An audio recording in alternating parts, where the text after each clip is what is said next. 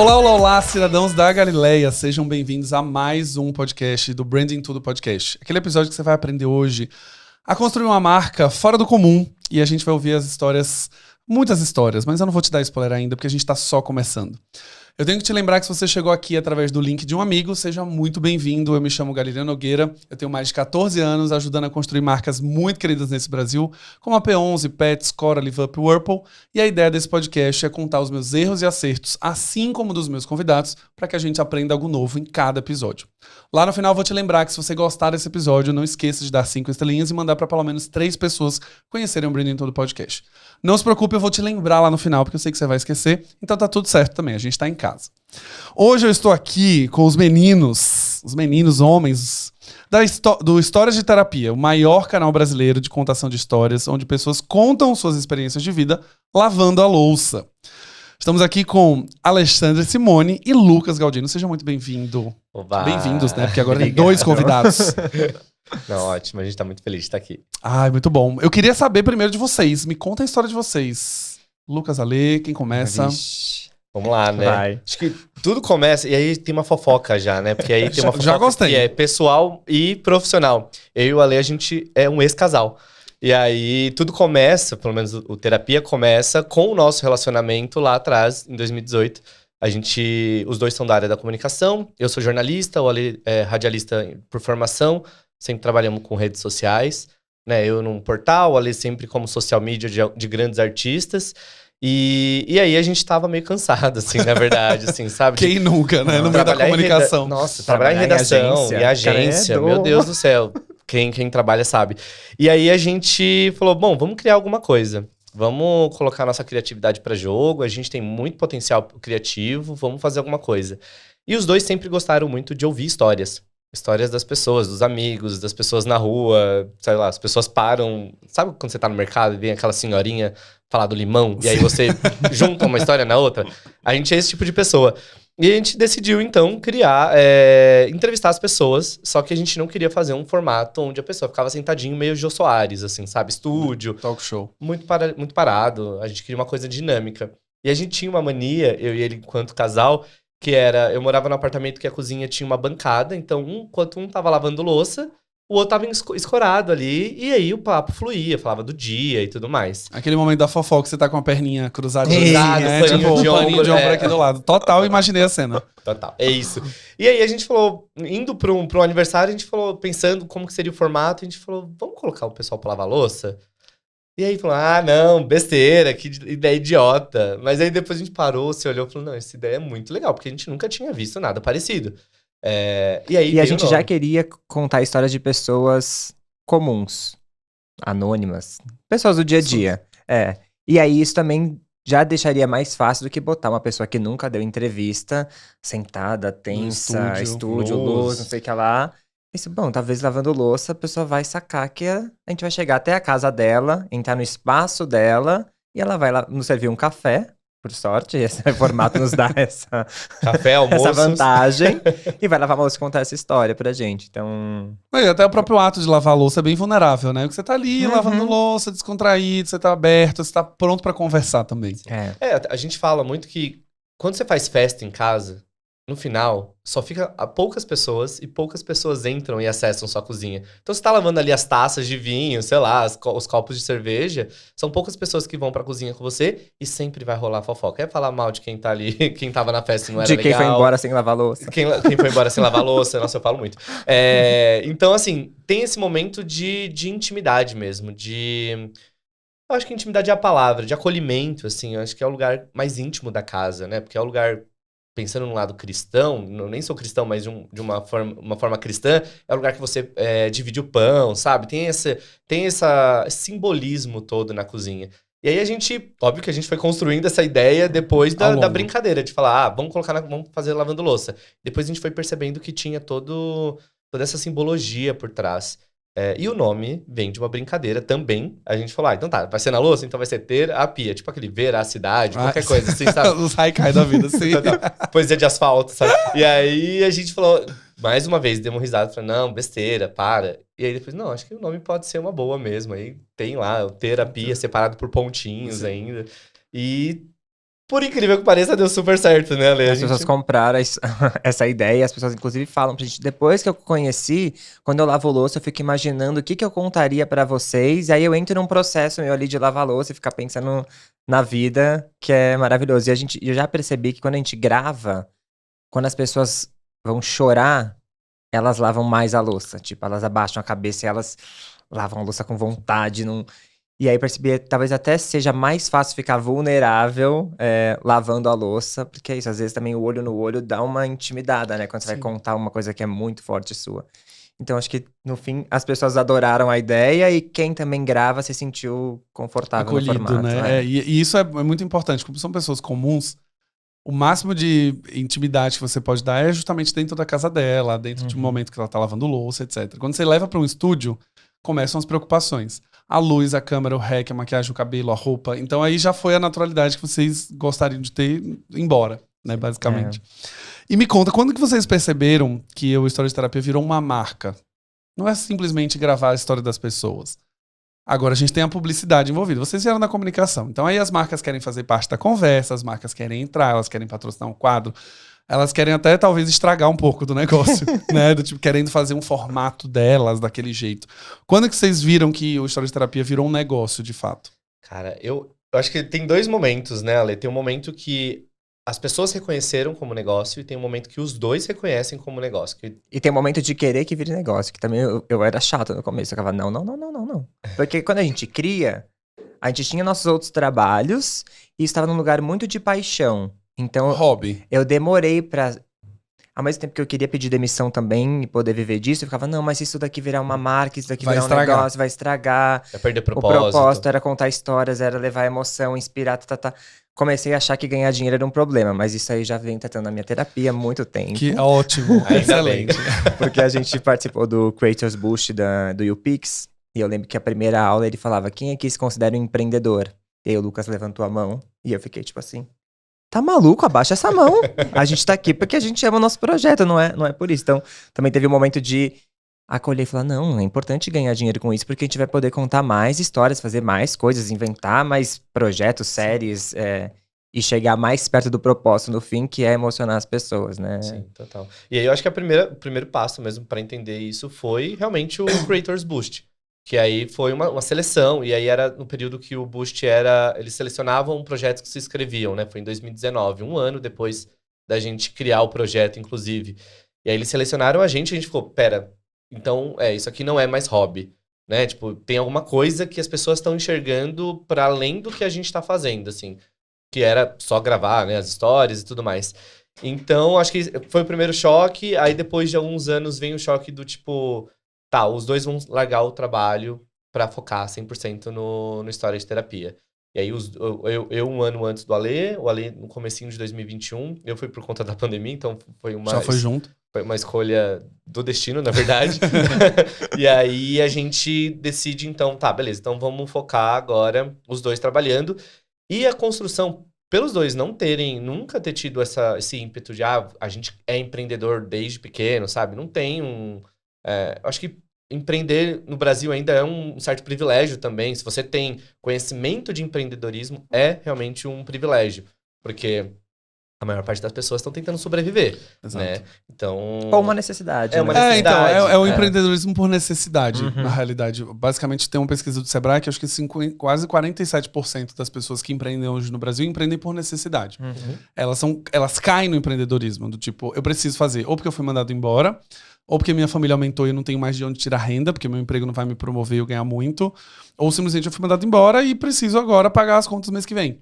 Então, até se enxergar como empreendedor também nesse lugar de privilégio, que você saiu de um emprego, você pediu demissão, você começou o negócio, já é privilegiado boa parte do processo. Porque você simplesmente tomou a decisão de empreender. Teve uma galera que tomou a decisão de empreender porque ela foi empurrada para empreender.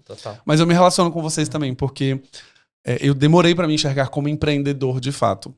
Acho que teve um dos últimos dias agora que caiu minha ficha recentemente. Foi um dia que eu tinha uns conteúdos para aprovar, tanto de feed, de carrossel. Tinha um episódio do podcast para aprovar também. E tinha algumas aulas, material de aula que ia dar. E aí quando eu vi as 3 coisas abertas, assim, todos com a minha foto, e aí eu fiquei ouvindo o episódio que era eu mesmo falando, eu falei, gente, esse é meu trabalho, meu Deus. Essa é a minha empresa, no final das contas, a minha rotina é essa, aprovar conteúdo, aprovar apresentações, agora que eu entendi que eu sou empreendedor. E aí a coisa virou. É porque tem um medo, também, né? Eu lembro do medo do tipo assim, porque quando a gente pediu demissão, a gente já tava ganhando dinheiro com o projeto. Mas a gente ficava assim, quando a gente ganhar tanto dinheiro, a gente pede demissão. Aí ganhava, aí tava igual a Dilma, vamos dobrar a meta. Toda hora ficava dobrando a meta. E tinha um medo muito grande, tipo assim, a hora que eu pedi demissão, isso aqui não pode mais fracassar. Tipo, e agora? Será? Imagina se eu pedir demissão e a gente parar de ganhar dinheiro. E aí também foi tudo junto. Eu pedi demissão a última no dia 1º de abril, que era dia da mentira. O Lucas achou que isso nunca ia acontecer. E depois de 2 meses a gente ainda termina. E aí a gente ficou assim, agora esse negócio vai ter que dar certo. Porque a gente não tem outro emprego, a gente nem é mais um casal. Tipo, a gente vai ter que fazer essa relação funcionar. A força. Sim. E funcionou. E funcionou, e tamo aí. Foi fácil até. Depois, 2 anos já, né? E as coisas... E, inclusive, depois que o Ale sai do trampo, ele foi o último ali a sair. Óbvio que teve todas essas questões pessoais que não atrapalharam o projeto. Acho que, na verdade, só engrandeceram cada vez mais, porque a maturidade do nosso relacionamento como amigos hoje, a gente consegue imprimir no projeto também. A partir disso, as coisas foram fluindo, inclusive, numa escalada muito boa, né? Assim, de um crescimento muito legal. Dos dois entenderem, tá, beleza, então agora não é mais um hobby de um casal. É realmente uma empresa de 2 sócios, amigos, mas sócios, que querem fazer essa coisa dar certo. Mas a gente também era um hobby muito rígido. Por exemplo, desde que a gente começou, toda quinta-feira tem vídeo novo. Nunca Toda quinta-feira, não importa o que acontecia, nem que eu ficasse de madrugada. Lembra da minha mãe falar, filho, vai dormir? Eu não, porque isso daqui um dia vai ser meu trabalho. Então a gente já tinha essa... Porque não era muito uma brincadeira, né? A gente brincava de trabalhar, mas já levava a sério como um trabalho, só que só não assumia, eu acho. E como vocês também, imagino que vieram do mercado de comunicação, vocês sabem a importância da consistência, de como construir esse lugar com a cadência, toda semana ter episódio. Enfim, é ensinado pra isso, né? A gente é ensinado, principalmente o YouTube faz muito isso. Tem uma programação, você é a sua própria rede de TV, então tem toda uma coisa. Mas e as marcas? Chegaram pra falar com vocês. E aí? Então, esse que tem um detalhe aí. As marcas demoraram pra chegar na gente porque elas não entendem como elas podem fazer parte de um projeto onde não tem uma pessoa única falando. Elas só acham muito interessante. Elas falam, cara, incrível, eu quero fazer parte disso. Acontecia sempre, a gente tinha evento. Vamos fazer alguma coisa junto? Vamos sim! Vamos lá! É isso. E nunca mais. Porque elas não entendem como elas podem entrar dentro do nosso conteúdo. O nosso conteúdo, ele é muito... É um formato... a gente... Vou usar a palavra rígida, mas não é um rígido... inalterável. Duro, sim. É porque, assim, é o mesmo formato. Então, é uma pessoa diferente a cada semana, contando a sua história. Então, são histórias variadas, né? A gente vai do luto ao amor, assim, tipo, de uma semana para outra. Então, as marcas ficavam, tá, mas como que a gente entra? Porque a marca quer vender. E ali as pessoas não vão falar, perdi meu filho, compre detergente. Não, não vai rolar. Tava lavando a roupa dele, senti um cheiro de Downy. Então, não rola isso. Então, não tem como colocar... E nem faria sentido nós dois estarmos vendendo um produto, porque a gente não aparece lá pra isso. Então, rolava meio tipo assim, a gente tem um objetivo como marca, mas nisso não sabia como incluir. E hoje elas estão aprendendo. Várias aprenderam. Porque é isso, a gente não vai converter venda. A gente vai falar sobre campanhas, a gente realmente vai falar sobre conhecimento de marca. Sim. Né? É para isso que as marcas... É nisso que as marcas conseguem aparecer junto com a gente. Então, um segmento que entendeu como a gente funciona e abraçou a gente desde 2021 foi o de farmacêuticas. Porque elas não podem falar sobre medicamentos, elas não podem falar sobre tudo que elas fazem lá, porque não pode fazer propaganda mesmo. Então, elas fazem campanhas sobre determinadas doenças. E elas enxergam no terapia um jeito de falar sobre aquela campanha e sobre aquela doença através das histórias que a gente conta. Então, é um segmento que entendeu como a gente funciona, entendeu como elas podem aparecer no nosso conteúdo. E tem dado muito certo. Óbvio que a gente já trabalhou com banco, a gente já trabalhou com marca de esporte, a gente já trabalhou com aplicativo de corrida, contando histórias, e todos deram muito certo, mas a farmacêutica entendeu de um jeito que a gente não vai converter em venda. É porque isso não quer dizer que a gente não pode falar sobre produto. Talvez são as marcas que não sabem como falar de formas diferentes sobre o produto delas, porque a gente pode trabalhar com qualquer marca que queira contar uma história, e no fim toda publicidade é sobre contar uma história. Se não for sobre contar uma história, talvez não é boa essa publicidade, porque é isso que capta as pessoas. Sim. Então, tipo, quando uma marca precisa contar uma história, ela não sabe como, algumas já entenderam que a gente sabe. Então ela pode vir aqui, a gente pode contar a história que leva sobre aquele produto. Então quando a gente gravou com um banco, era para falar sobre sustentabilidade, sobre um cartão sustentável. Então a gente contou uma história que envolvia isso e dava para fazer o link perfeitamente com o produto, sem ficar forçado e sem ficar tipo assim, nossa, do nada uma publicidade nesse canal. As pessoas até falam, nossa, eu nem tinha me ligado que isso aqui era uma publi. Porque às vezes eu acho que quando tá consumindo conteúdo, às vezes eu me sinto enganado. Às vezes eu tô rodando e falo, do nada, virou publicidade, eu fui pego aqui de surpresa. Então a gente acho que conseguiu deixar claro que aquilo sem quebrar o nosso formato, e aí o nosso público compra, e é bom pra gente, é bom pro público que fica ainda emocionado, tá dentro dos pilares que são nossas bases, e é bom pra marca, porque a gente consegue atingir o objetivo. O que eles precisam, né? E essa publicidade contextual é sempre a melhor. Porque você tá ali fazendo o seu conteúdo que você já faria o tempo inteiro, normalmente. Só que a marca se encaixa de uma maneira sutil. Ela tá ali, ou ela vai oferecer aquela história, ou ela entra na história porque alguém tá contando, por uma curadoria, ou porque ela tem uma linha editorial que ela precisa seguir, construir um atributo. Então, acho que esse é um ponto que é difícil das marcas entenderem. Até para conseguir aprovar internamente. Né? Você vai fechar, sei lá, eu vou fechar um pacote de 6 histórias com vocês. Tá, mas e aí, você vai vender o quê? O chefe dela pergunta. Não, a gente vai só aparecer lá, a marca vai estar num cantinho, sei lá, a gente vai falar dela. Não, mas eu preciso colocar um link na descrição para as pessoas comprarem. Eu preciso que eles falem, a pessoa lá, o convidado, fale o nome da... Não vai fazer isso. E aí é um desafio muito da própria empresa, estruturalmente, porque é muito difícil você chegar e falar, olha, a gente está patrocinando aqui, a gente está fazendo algumas ações, mas a marca aparece de maneira muito tranquila. E aí o chefe fica com medo. Você fala, será que isso não vai dar resultado? É muito caro ou não?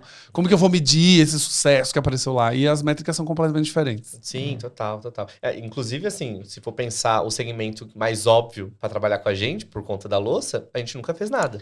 Sim. Sabe? Porque precisa vender produto. Se a gente não vai vender produto, a gente pode passar lá, fazer a imagem do detergente, da bucha e tal. Mas não vai vender produto. A pessoa não vai ficar segurando, compre esse produto novo com cheiro de lavanda, sabe? Gente, mas cara, como que uma indústria de louças não fez nada com vocês? Ou então entender. Detergente ou sabão, não faz sentido. O dia que essa marca perceber que ela também é uma marca que está no lugar mais acolhedor das pessoas, como a gente falou, na cozinha. O dia que um detergente quiser compreender que a gente pode falar sobre esse olhar que as pessoas têm para esse produto, que é de estar num lugar importante, que as pessoas... Elas poderiam fazer várias coisas com a gente, mas... E a gente não foi por falta de tentativa. A gente já falou com as principais do mercado, já foi atrás, bater na porta. Falei, gente, pelo amor de Deus. Mas é justamente esse pensamento rígido de... Não, a gente precisa vender produto. E aí não entende que tem outras formas de você falar sobre sua marca e de deixar sua marca, que pode ser, inclusive, uma marca que já está no coração das pessoas, porque são marcas que já estão aí, as pessoas usam mesmo, né? São marcas grandes, lembradas. Então, você pode colocar ela, ser lembrada de outra forma. Tá falando sobre um assunto super interessante, super atual, pode estar conectado. Mas é isso, assim, quer muito vender produto e não quer conversar com quem tá comprando. E ainda tem, acho que esse lugar que você falou de convencer a marca, porque é isso, daí a gente... tem uma agência e conversa com outra agência, que aí essa agência vai falar com a marca. Então, tipo, são vários caminhos de convencer até chegar na marca também. Eu sinto isso, que nesse telefone sem fio, as coisas se perdem também. Dificilmente a gente vai diretamente falar com a pessoa da marca, né? Tem muitas a agência pessoas, que representa vocês, que apresenta pra agência, que representa a marca, que aí apresenta pro VP, que apresenta pro presidente... E aí esse fio, no final, você nem sabe mais como chegou lá. Né? E justificar o investimento é muito difícil também para coisas mais conceituais. Tem alguns influenciadores que eu sigo que eles conseguem fazer publis mais contextuais.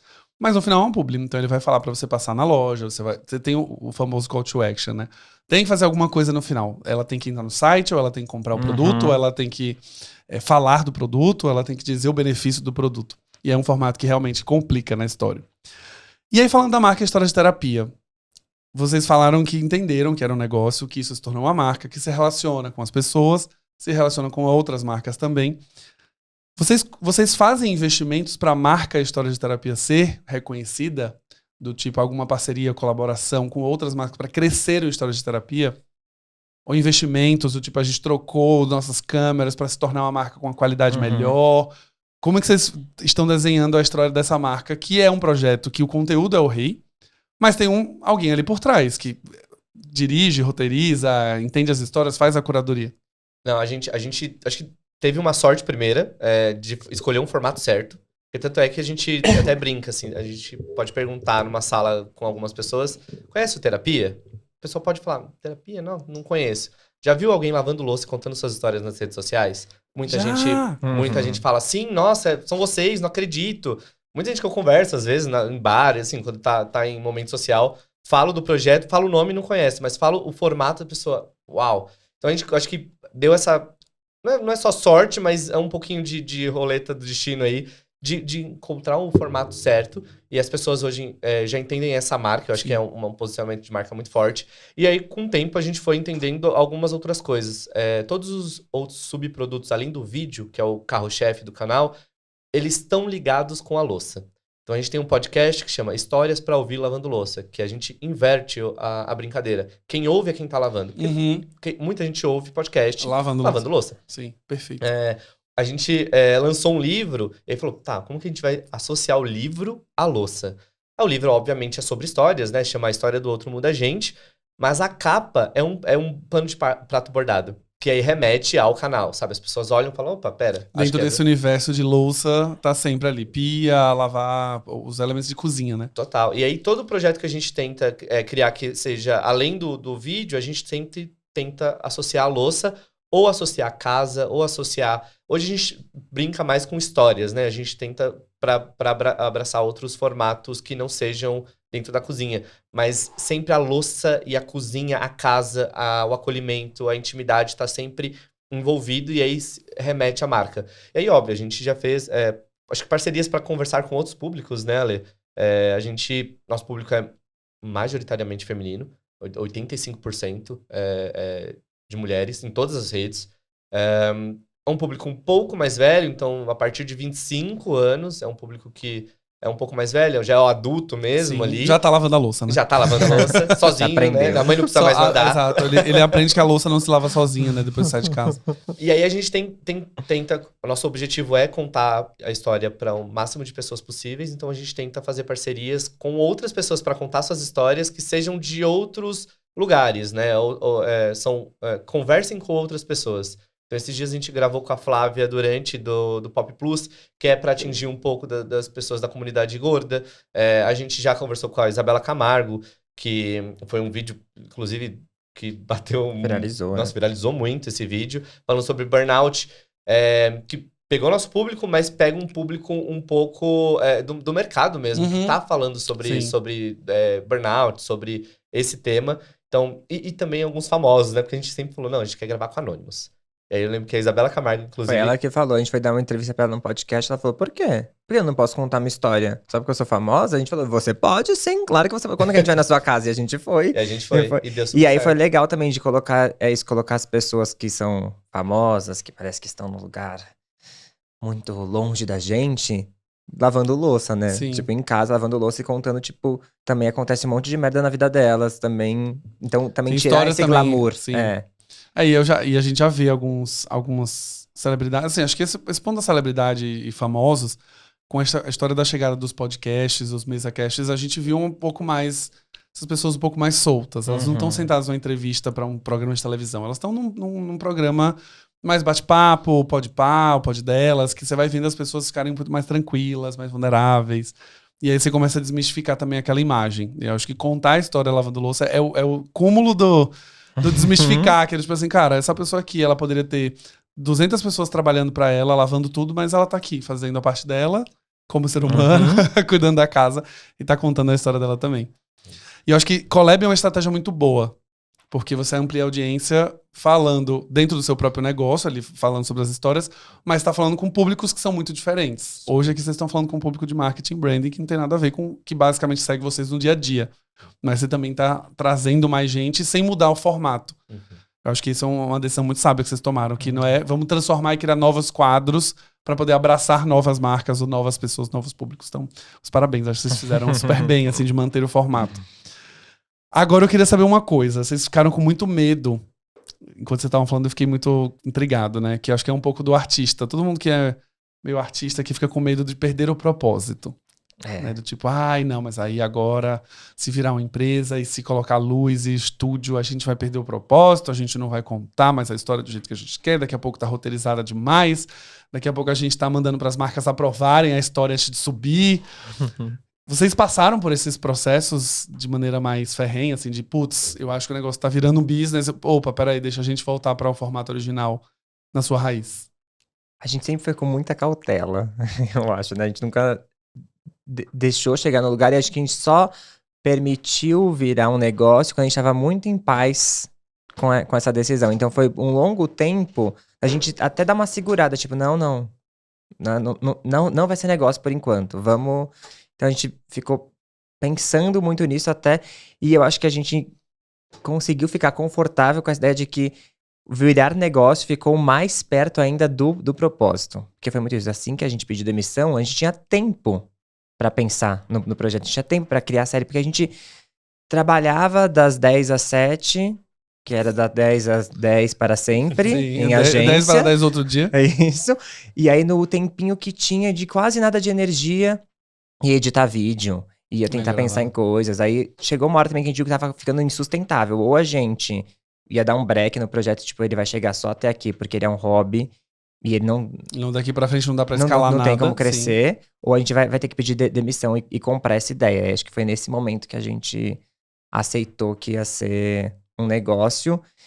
E eu acho que eu tô bem em paz hoje com essa ideia de que poderia perder o propósito. Acho que pelo contrário, a gente tem conseguido cada vez mais crescer e eu vou entendendo que falar com mais pessoas também aproxima do nosso propósito. Porque é uma coisa até meio bonita, né, também, acho que de falar assim, não, eu não quero ser muito grande, não vou ficar longe do propósito. É uma mentira isso, na verdade, né? Ah, mas é aquilo que a gente escuta, né? Vou parar de ouvir esse artista porque está virando moda. Todo mundo tá ouvindo. Ai, não posso. Aí vocês não queriam estar nesse lugar do tipo, nossa, tá todo mundo ouvindo, todo mundo conhece. Mas esse é o melhor lugar pra você estar, né? Quando você tem um propósito claro de impactar as pessoas no final. Até, principalmente com música, né? Tipo, fulano fechou com gravadora. Ai, não, agora não. Que bom, gente, agora um monte de gente vai ouvir o trabalho lindo que ele faz, né? Sim. Porque senão a gente vai ficar querendo... em um momento a gente também decidiu que a gente não queria falar com poucas pessoas. O propósito da terapia sempre foi falar com o maior número de pessoas possíveis. Então, quase um veículo de massa, assim, sim, sabe? Quando a gente começou... Impactar através das histórias, né? Era assim, muita gente falava assim, que já tinha uma coisa que o Facebook ia morrer. Que até hoje não morreu, né? Já passou 5 anos. Falavam, não, vocês têm que postar no Facebook um teaser que vai levar pro YouTube. E a gente pensou, não, no começo a gente não tinha nenhum público. A gente não tem público pra gente levar pra outro lugar. A gente tem que conquistar as pessoas. Então vamos postar em todas as redes possíveis pra alcançar o maior número de gente possível. E acho que esse lugar de empreender e virar marca faz com que a gente alcance mais pessoas. Senão a gente fica falando com pouca gente o tempo inteiro. E as histórias são tão fortes, tipo, elas têm tanto poder de transformação, quanto mais gente consumir, melhor. E aí o dinheiro ajuda para que isso aconteça.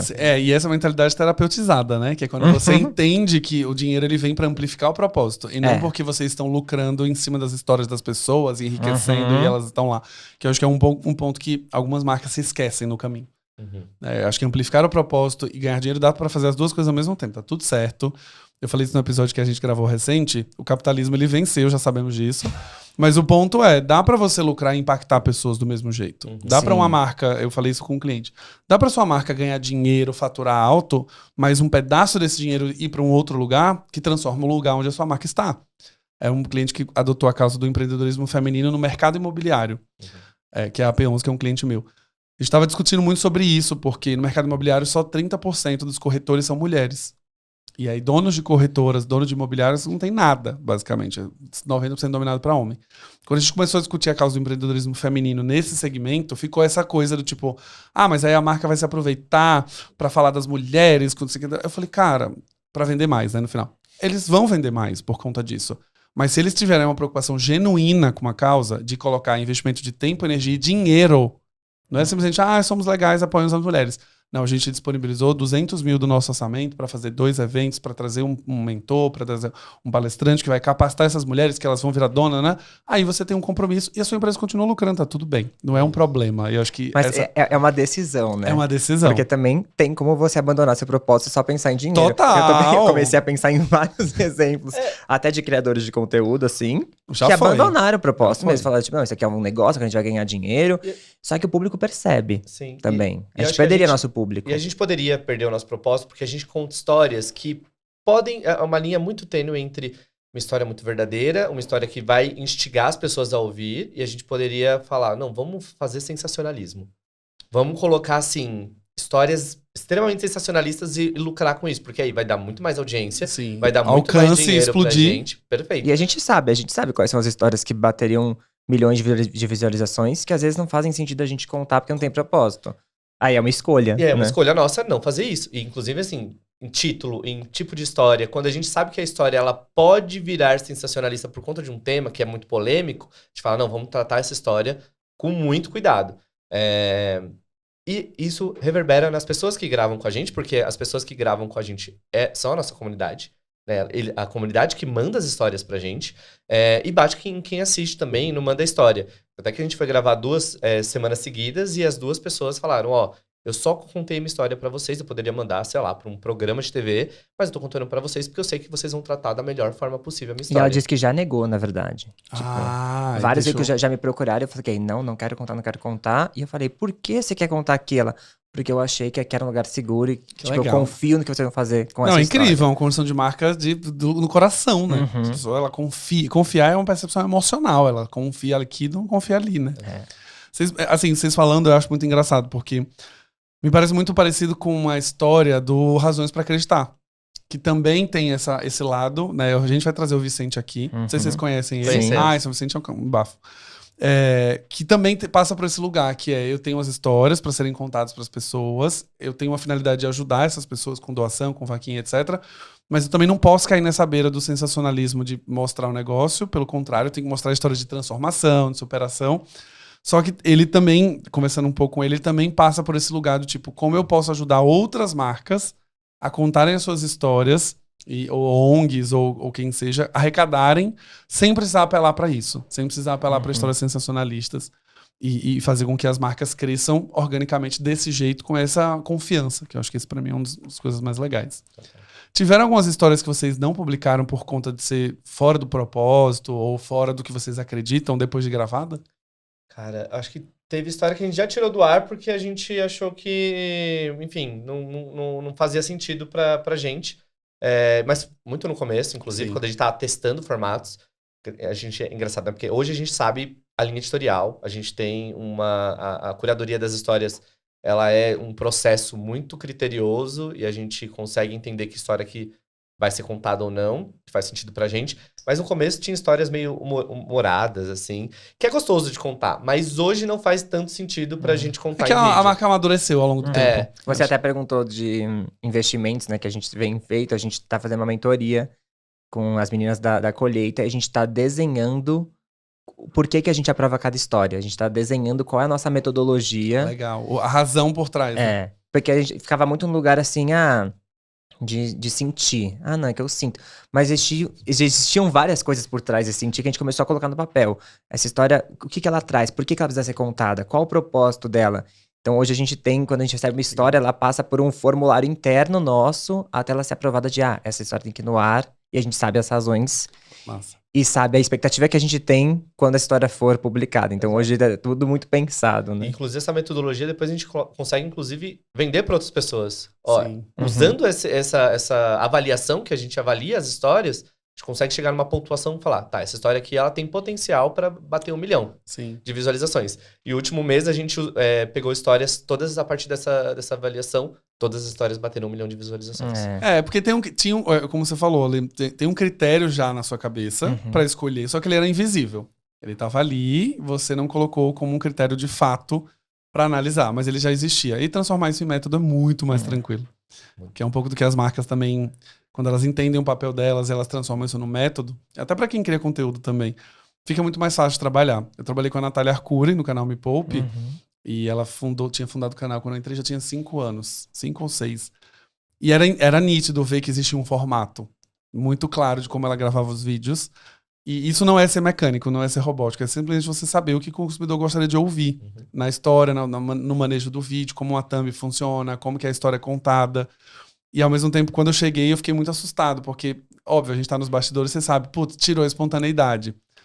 Porque o negócio tá assim, aqui tem que ter uma linha assim, aqui tem que ter isso, tem aquilo, mas ao mesmo tempo, não é a espontaneidade que foi tirada que o consumidor odiou o vídeo. Pelo contrário, foi muito mais legal para quem tá ouvindo saber que já existe uma linearidade, que a história é contada dessa maneira, que você no final de cada vídeo vai aprender uma lição, que no meio do vídeo ele vai te fazer refletir. Então é menos tirar esse olhar vilão do tipo, não, ela tá fazendo tudo robotizado, como, não, ela tá fazendo um negócio que te entrega qualidade e utilidade enquanto você escuta, né? E no nosso caso era muito difícil, porque assim, por que você escolhe uma história e não escolhe outra? Tipo, essa história é ruim? A gente fala, não, nenhuma história é ruim.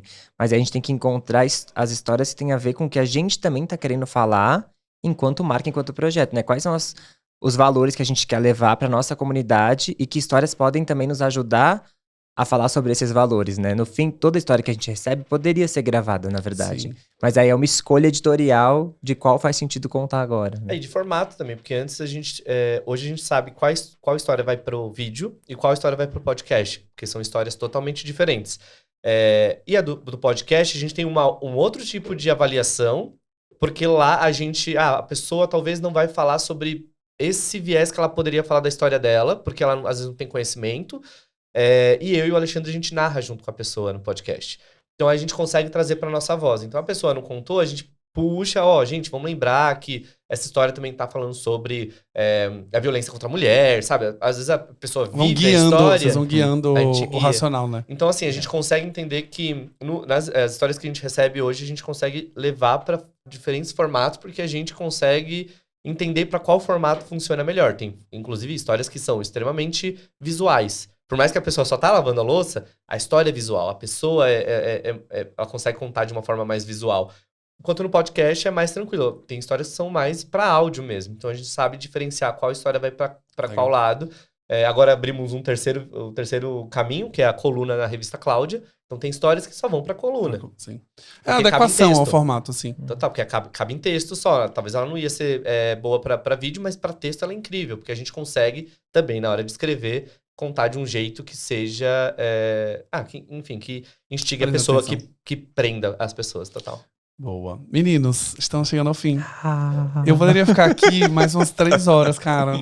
De fato, né? Se tivesse uma louça aqui, eu estaria lavando nesse exato momento, ouvindo vocês falarem sobre a marca. Eu acho que esse episódio foi muito rico, principalmente para quem tá ouvindo, porque geralmente eu trago muitas pessoas de marcas, de produto, de serviço, e elas entendem uma metodologia de construção de marca como esse lugar. E aqui a gente está falando de uma empresa de conteúdo. Que o conteúdo é o produto que está sendo vendido, entre aspas. É a história que faz o diferencial de uma marca para outra. É a maneira como vocês se relacionam com as histórias e comentam. Então, acho que esse episódio vai trazer muita luz para quem quer começar, às vezes, uma empresa de conteúdo, que vai trazer histórias como seu principal produto.